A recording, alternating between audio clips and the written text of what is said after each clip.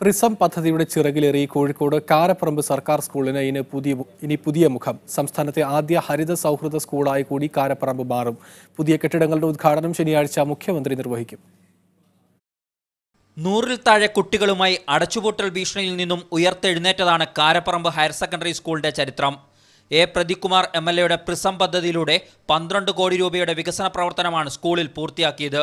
Smart class റൂമുകൾ, ലാബുകൾ, dining hall, open auditorium, library, basketball court, amphi theatre എന്നിങ്ങനെ സംസ്ഥാനത്തെ മുൻനിര കലാലയങ്ങളോട് കിടപിടിക്കുന്ന രീതിയിലാണ് പുതിയ രൂപകൽപ്പന.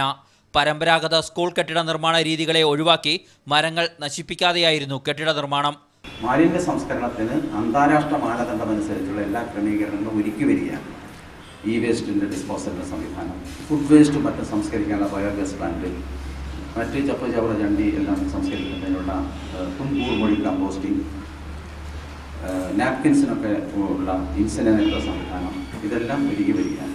അമ്മമാർക്കുള്ള വിശ്രമമുറി, റിസപ്ഷൻ ലോഞ്ച് മുതൽ 30 കിലോവാട്ട് സൗരോർജ്ജം ഉൽപ്പാദിപ്പിക്കുന്ന പ്ലാന്റ്, മഴവെള്ള സംഭരണി എന്നിവയും സ്കൂളിൽ ഒരുക്കിയിട്ടുണ്ട്. സ്കൂൾ വികസനത്തിന് ആവശ്യമായ മുഴുവൻ പണവും വിവിധ സർക്കാർ ഏജൻസികളിൽ നിന്നും സമാഹരിച്ചപ്പോൾ പുസ്തകങ്ങൾ നൽകി DC ബുക്സും കെട്ടിടങ്ങളുടെ രൂപകൽപ്പന നടത്തി ആർക്കിടെക്ട് ബ്രിജേഷ് ഷൈജലും പ്രിസം പദ്ധതിക്ക് കൈത്താങ്ങായി. മീഡിയ 1 കോഴിക്കോട്.